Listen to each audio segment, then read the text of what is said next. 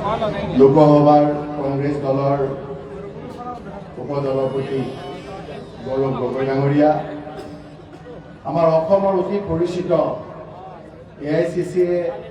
ইলেকশ্যনৰ কাৰণে আমাৰ senior observer হিচাপে দিয়া প্ৰাক্তন মুখ্যমন্ত্ৰী ছত্তীশগড়ৰ ভূপেশ বাঘেল ডাঙৰীয়া, বন্ধু তিৰ্কি কেন্দ্ৰীয় প্ৰাক্তন মন্ত্ৰী, CLP লিডাৰ দেৱব্ৰত শইকীয়া ডাঙৰীয়া, বৰ্মাজী, মঞ্চত উপবিষ্ট মোৰ সতীৰ্থ বিধায়কসকল, মনোজ চৌহান, মোৰ ভাতৃ বন্ধু ছেক্ৰেটাৰী AICC, ইয়াত উপস্থিত থকা জিলাসমূহৰ সভাপতিসকল, কাৰ্বি আংলঙৰ স্থানীয় নেতাসকল, আই মাতৃসকল, ইয়াত উপস্থিত থকা সাংবাদিক বন্ধুসকল আৰু শ্ৰদ্ধাৰ ৰাইজ, আমি আটাই আহিছো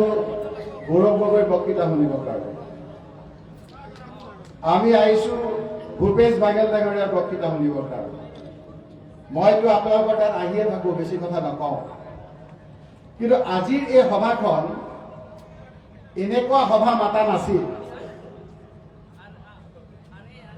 মই আপোনালোকক কোৱা নাই, হিমন্ত বিশ্ব শৰ্মাৰ CID আছে নহয়, CIDক কৈছো আপোনালোকে দেখাওক, ডাইৰেক্ট টেলিকাষ্ট দেখাওক। আজিৰ এই সভাখন 3 দিন আগত ভূপেশ বাঘেল ডাঙৰীয়া, বন্ধু তিৰ্কি ডাঙৰীয়া, DP শিৱকুমাৰ ডাঙৰীয়াই কৈছে যে আমাক ৰাহুল গান্ধী ডাঙৰীয়াই সিনিয়ৰ অবজাৰ্ভাৰ দিছে, প্ৰথমে মই মোৰ কংগ্ৰেছৰ কৰ্মীসকলক জিলাই জিলাই গৈ লগ পাম। গৌৰৱ গগৈ ডাঙৰীয়াই ক'লে যে যদি লগে পায় মই কাৰ্বি আংলঙৰ পৰা আৰম্ভ কৰিম। আমি কাৰ্বি আংলঙত যে এনেকে সভা হ'ব ভবা নাছিলো, ভাবিছিলো অকমান সৰু সভা হ'ব।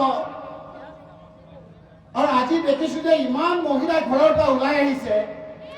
আজিৰ তাৰিখত প্ৰমাণ হৈছে যে হিমন্ত বিশ্ব শৰ্মা ডাঙৰীয়া 2026ত মুখ্যমন্ত্ৰীৰ পৰা যে যাব, সেই কথা আপুনি আমাতকৈ বেছি গম পাইছে হিমন্ত বিশ্ব শৰ্মা ডাঙৰীয়াই। হিমন্ত বিশ্ব শৰ্মা ডাঙৰীয়াই মহিলাসকলৰ এনেকুৱা এখন সভা পাতিবলৈ হলে কোটি কোটি টকা খৰচ কৰিবলগীয়া হয়। গুৱাহাটীৰ পৰা ডাঙৰ পেণ্ডেল আনিবলগীয়া হয়, ডাঙৰ পেণ্ডেল আনি ঘৰে ঘৰে ভয় খুৱাবলগীয়া হয় যে আপোনাৰ আঁচনি কাটি দিম, আঁচনি কাটি দিম, আপোনাৰ আঁচনি কাটি দিম, সভালৈ আহক। আজি আমাৰ এই কংগ্ৰেছৰ সভাত কাকো আমি আঁচনি দিবৰ কাৰণে মাতা নাই। এইটো হল হিমন্ত বিশ্ব শৰ্মাৰ বিৰুদ্ধে অন্তৰত থকা খুব আজি বহি প্ৰকাশ ঘটিছে হিমন্ত বিশ্ব শৰ্মা। আৰু এইটো এটা আমাৰ ঝলক, এইটো মাত্ৰ এটা আমাৰ সৰু এটা উদাহৰণ। দুদিন পিছত আপোনালোকে চাওক, ইলেকশ্যন যেতিয়া ডিক্লেয়াৰ কৰিব, ঘৰৰ কাম কাজ এৰি প্ৰত্যেকগৰাকী মহিলা ঘৰৰ পৰা ওলাই আহিব আৰু আহি কব যে আজিৰ দিনটোৰ কাৰণে আমি ৰখি আছিলো হিমন্ত বিশ্ব শৰ্মা ডাঙৰীয়া, আজিৰ পৰা আমি ওলাই আহিছো, ভয়ভীত নাই। হিমন্ত বিশ্ব শৰ্মাৰ বিৰুদ্ধে আমাৰ ৰতন ইংতে কোৱাৰ দৰে ইয়াৰ ATM কি নাম আছিলে? তুলিৰাম ATM। আকৌ ইয়াক মোক কৈ আছে তুলিৰাম বোলে নহয়, তেওঁৰ নাম বোলে লুটিৰাম। লুটি পুটি খোৱা নাম, এই লুটি পুটি খোৱা নাম। আৰু তেওঁৰ চৰ্দাৰ হিমন্ত বিশ্ব শৰ্মা আমি এই কাৰ্বি আংলঙৰ পৰা হুংকাৰ দিছো। হিমন্ত বিশ্ব শৰ্মা, তুমি অসমৰ কোনটো জাতি জনগোষ্ঠীক ঠগোৱা নাই? আজি কাৰ্বি আংলঙে তোমালোকক গোটেই মৰম দিলে। এই মানসিক ৰংপিৰ পৰা আৰম্ভ কৰি কংগ্ৰেছৰ পৰা তুমি MLA পৰ্যন্ত লৈ গৈছিলা, কিন্তু আজি কাৰ্বি আংলঙত তুমি এজনো মন্ত্ৰী দিবলৈ তোমাৰ মনত নপৰে। ন্যায্য প্ৰাপ্য তেওঁলোকৰ। এই জনজাতিৰ লোকসকলে দিছপুৰত বহিবৰ কাৰণে এজন মন্ত্ৰী বিচাৰিছিল, তোমালোকে মন্ত্ৰী নিদিলা। তৰুণ গগৈ ডাঙৰীয়া দিয়ক,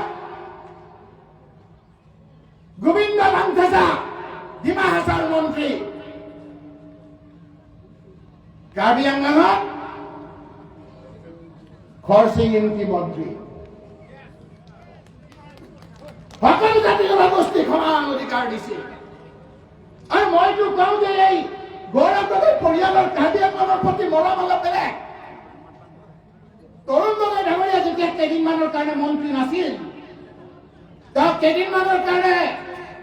দিল্লীত ডাঙৰ ডাঙৰ ঘৰ থাকিব পাৰিলেহেঁতেন থকা নাছিল তেওঁ তেওঁৰ বন্ধু বীৰেন সিং ইন্তিৰ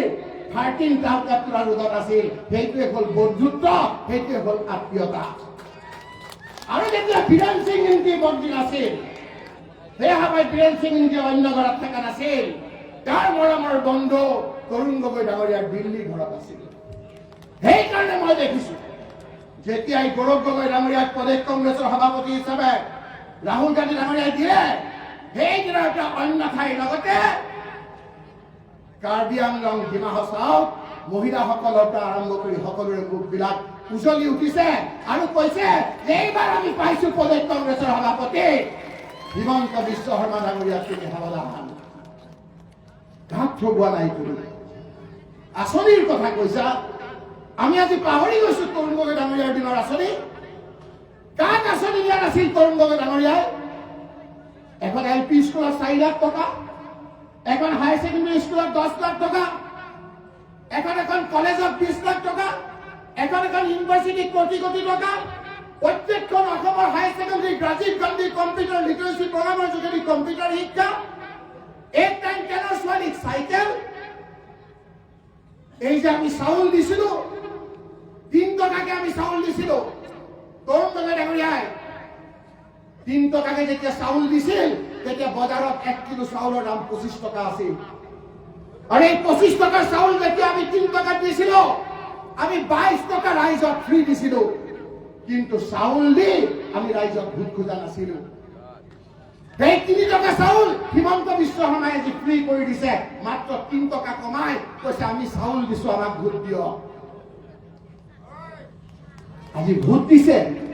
ভোট লাগে তেওঁক 3 টকাৰ চাউলেৰে আৰু যে মোৰ ল'ৰাটোৱে অকণমান বজাৰলৈ ওলাই যাওঁতে হেলমেটটো নিপৰাৰ কাৰণে তুমি যে 1000 টকা ফাইন কৰিলা সেই টকাটো কি কৰিলা সেই টকাৰে তুমি কাৰ্বি আংলঙত ATMত লাভ কৰিবৰ কাৰণে উৰাজাহাজত আহিছিলা তুমি যে উৰাজাহাজত আহিছিলা এক দিনত যে তুমি 10 লাখ টকাকে খৰচ কৰিছা তাৰ টকা সেইটো পাইছানে আপোনালোকৰ দালিৰ দাম বঢ়াই দিছে বিভিন্ন বয় বস্তুৰ দাম বঢ়াই দিছে আৰু বঢ়াই দি হিমন্ত বিশ্ব শৰ্মাই উৰাজাহাজেৰে উৰি ফুৰিছে ৰাইজ আজি মহিলাসকলক আঁচনি দিছে দিয়া তুমি আঁচনি তুমি দিয়া ডাইৰেক্ট একাউণ্টত কেছ পাক এখন মিটিং কৰিবৰ কাৰণে পেণ্ডেল আমাক দিয়ে কোটি কোটি টকা ৰাইজ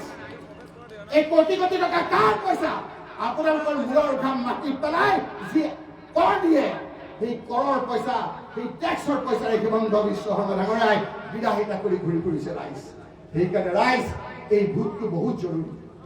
আপোনালোকৰ ল'ৰা ছোৱালীৰ ভৱিষ্যতৰ কাৰণে আপোনালোকৰ ইয়াৰ জাতি মাটি ৰক্ষাৰ কাৰণে ইয়াত থকা লোকসকল নহয় বাহিৰত থকা বিজেপিৰ লোকসকল বাহিৰত থকা লোকসকল আমাৰ মাজলৈ আহক আমি ককাই ভাই দৰে একেলগে থাকিম এইবাৰ সময়ৰ আহ্বান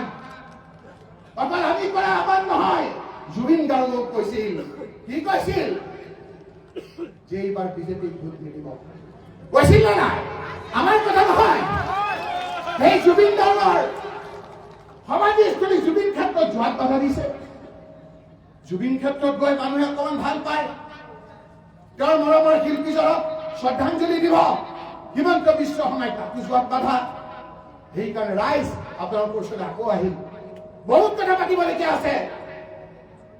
আজি আমাৰ পৰা ইয়াত দূৰৰ পৰা থকা সকলো লোককে আহ্বান জনাইছো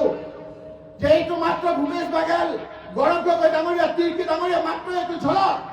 আকৌ আহিম আপোনালোকৰ ওচৰত সকলোৱে আমি একগোট হৈ থাকিম অকল যে আমি কংগ্ৰেছৰ লোকসকলকে কৈছো সেইটো নহয় আমি বিজেপিকো কৈছো যিসকল বিজেপিৰ হিমন্ত বিশ্ব শৰ্মাৰ প্ৰতি মনটো বেয়া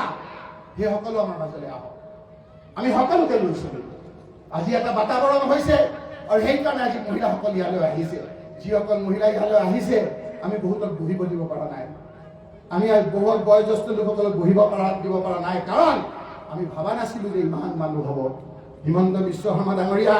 যদি CID আছে অকণমান কেমেৰাটো ঘূৰাই ডাইৰেক্ট টেলিকাষ্ট কৰি আছে দেখাই দিয়কচোন কিমান মহিলা আছে এগৰাকী মহিলা হ'লে এটা ঘৰ আহা 5জনকৈ মানুহ আহা সেইকাৰণে আজি সকলো কথা শেষ নকৰো আকৌ আহিম আপোনালোকে গৌৰৱ গগৈ আৰু ভূপেশ বাঘেল যিজনে আপোনালোকৰ ৰতন ইনকে কোৱাৰ দৰে যোৱাবাৰ অকমান আহোঁতে ৪২,০০০ ভোট পালে, এইবাৰ আহিছে তাৰমানে ইয়াৰ ৫টা আপোনাৰ চিট ৫টাই কংগ্ৰেছে পাব, তাত কোনো সন্দেহ নাই। ধন্যবাদ। জয় অসম, জয় হিন্দ।